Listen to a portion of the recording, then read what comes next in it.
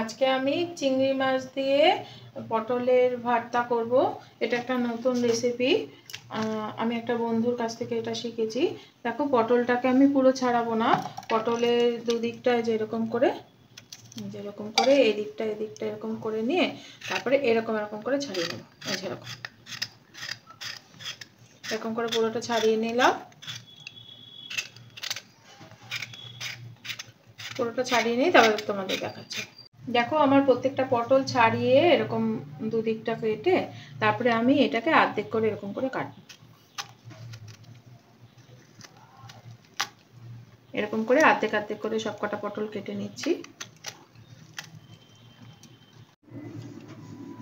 দেখো, আমার পটলটা পুরো অর্ধেক করে কাটা হয়ে গেছে। এটা করতে একটু নারকেল দরকার হবে, আমি ওই জন্য নারকেলটাও কেটে নেই। নারকেলটা এরকম করে কাটবো।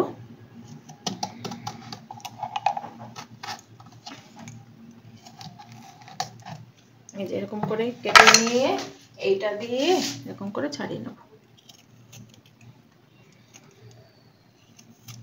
আমি পুরো নারকেলটা ছাড়িয়ে তোমাদের আবার দেখাচ্ছি। দেখো, আমার নারকেলটা কেটে ছাড়ানো হয়ে গেল। এবার আমি এগুলোকে ছোট ছোট পিস করে রাখি এরকম করে। আমার দেখো নারকেলটা পুরো কাটা হয়ে গেল। এটা করতে গেলে আমার একটুখানি ধনে গুঁড়ো দরকার, কিন্তু আমার কাছে পুরো ধনে নেই।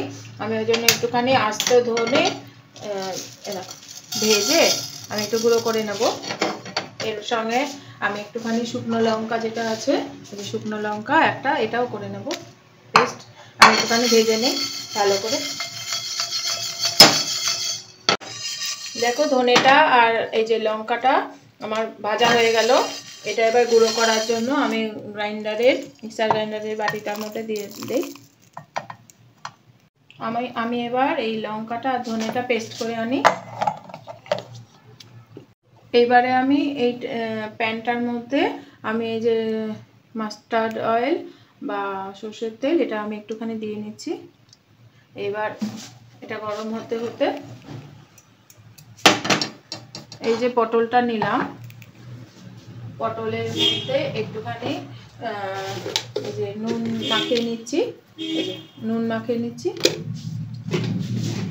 মাখিয়ে এই যে এই তেলের মধ্যে আমি আস্তে আস্তে এগুলো ভাজতে দিয়ে দেবো। এরকম করে ভাজতে দিয়ে দেবো।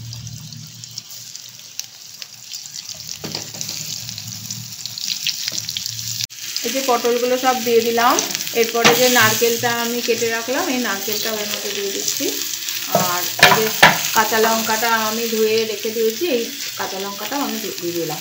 এবার এটা আস্তে আস্তে ভাজতে সেদ্ধ হয়ে যাবে। আমি ততক্ষণ এটা ঢেকে দেই, ততক্ষণ এটা ভাজাও হোক সেদ্ধও হোক।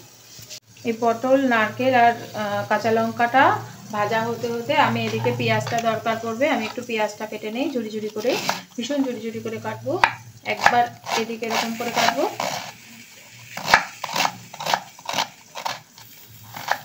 একবার এদিক থেকেও কাটবো।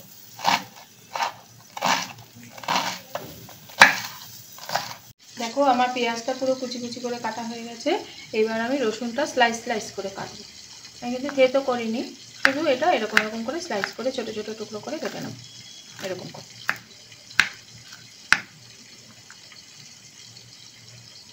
আমি রান্না করতে এটাই শিখেছি যে এরকম না, আমরা হয়তো অনেক রকমের রান্নাই জানি, কিন্তু আমি দেখেছি রান্নার মধ্যে এই রসুন পেঁয়াজ বলো বা যে কোনো মশলা বলো, একটুখানি এদিক ওদিক দেওয়ার যা ফারাক, তাতেই টেস্ট অনেক বেশি এদিক ওদিক হয়ে যায়।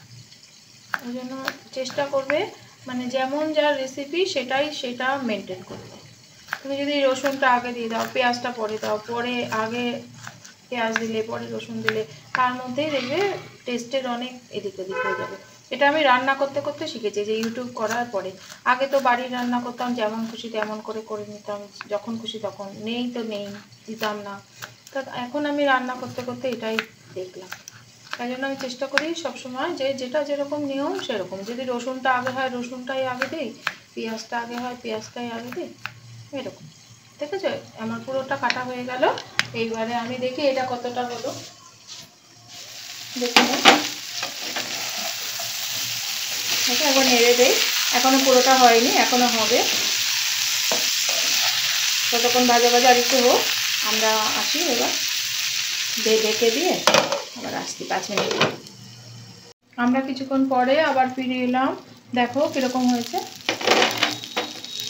দেখো সব কিছু মোটামুটি ভাজা ভাজা হয়ে গেছে, সেদ্ধ হয়ে গেছে।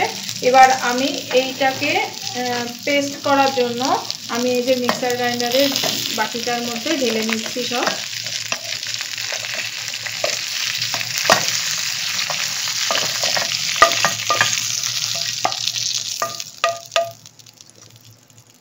আমি এটা বেশি পেস্ট করব না, একবার জাস্ট ঘোরাবো। একবার ঘোরালে যতটা হয় ততটাই। আমি তাহলে করে আনি, তারপর আমি আবার দেখাচ্ছি।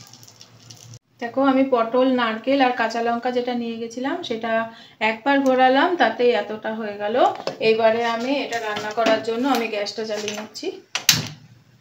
জ্বালিয়ে নিলাম। এরপরে আমি দেখো মাস্টার্ড অয়েল বা সর্ষের তেল এটার মধ্যে দিয়ে দিচ্ছি। দিয়ে এটা একটু গরম হোক। দেখো যে সর্ষের তেলটা দিলাম সেটা গরম হয়ে গেছে। এইবারে আমি দেখো জিরে বা কিউমিন সিড এর মধ্যে দিয়ে দিচ্ছি, দিয়ে দিলাম। আর এই যে শুকনো লঙ্কা এটাও আমি সোমবারে দিয়ে দিলাম। দিয়ে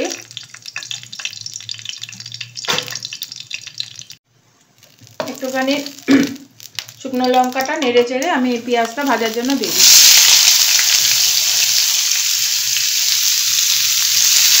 পেঁয়াজটা 2 মিনিট ভাজা হোক। দেখো পেঁয়াজটা 2 মিনিট ভাজা হয়ে গেল। এরপরে আমি এই রসুনটা দিয়ে দেবো। এটা 1 মিনিট ভাজা হবে। দেখো রসুন আর পেঁয়াজ ভাজা হয়ে গেছে। এরপরে আমি যে চিংড়ি মাছটা দেখো ধুয়ে কেটে বেছে রেখে দিয়েছিলাম সেটা আমি দেখো পুরো পরিষ্কার করে নিয়েছি, সেটা আমি এর মধ্যে ভাজার জন্য দিয়ে দিচ্ছি। এরকম ছোট ছোট চিংড়ি মাছ নিলে ভালো হয়, বেশি বড় চিংড়ি মাছে আবার এই রান্নাটা টেস্ট হবে না। চিংড়ি মাছ দেওয়ার পরে আমি একটুখানি এর মধ্যে হলুদ দিয়ে দিলাম অল্প করে, আর অল্প করে আমি এর মধ্যে নুন দিয়ে দিলাম। এবার ভালো করে এটা নেড়ে নেই। চিংড়ি মাছটা কিন্তু বেশিক্ষণ ভাজা হবে না, 2 মিনিট মতন ভাজা হবে। ততক্ষণ ভাজা হতে হতে আমি এদিকে দেখো টমেটোটা আছে, টমেটোটা ছোট ছোট টুকরো করে কেটে নিচ্ছি।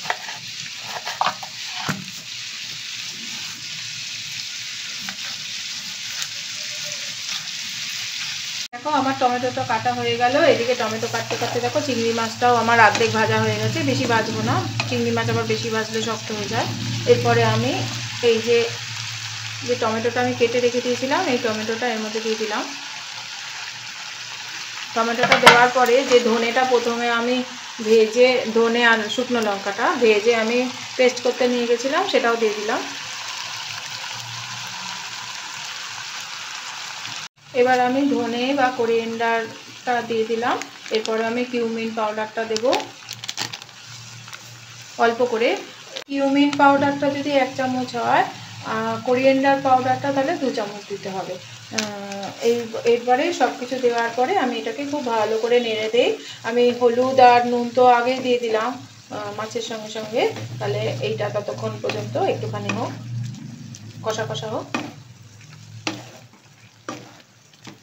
দেখো আমি মশলা দিয়ে যে চিংড়ি মাছটা কষাটা দিয়েছিলাম সেটা কষে গেছে, যে বুঝেছো তেল উঠে গেছে।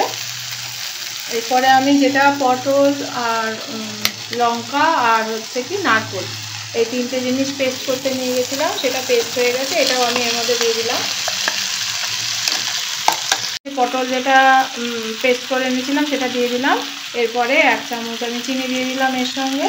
এবারে আমি খুব ভালো করে নেড়ে নিই।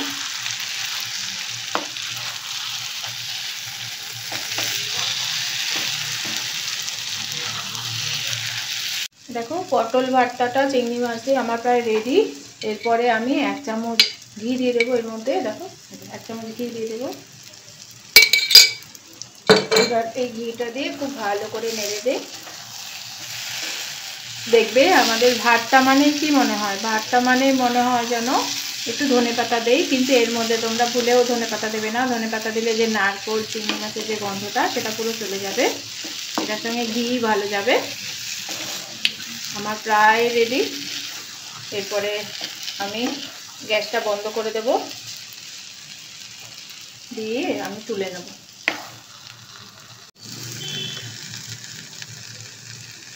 আমি একটা প্লেটের মধ্যে তুলে নিলাম।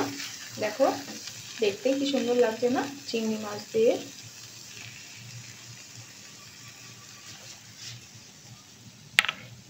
আমার এই পটলের ভর্তাটা তোমাদের কিরকম লাগলো অবশ্যই জানাবে। ভালো লাগলে কমেন্ট করবে, লাইক করবে, সাবস্ক্রাইব করবে। আর যে বন্ধুর কাছে আমি এটা রেসিপিটা শিখেছি তাকে অনেক ধন্যবাদ। আর আমি যেরকম একটা বন্ধুর কাছে শিখে এটা করলাম, তোমরাও আমার কাছে শিখে এটা করো। বাই, আবার পরের এপিসোডে দেখা হবে। তোমরা সবাই ভালো থাকবে।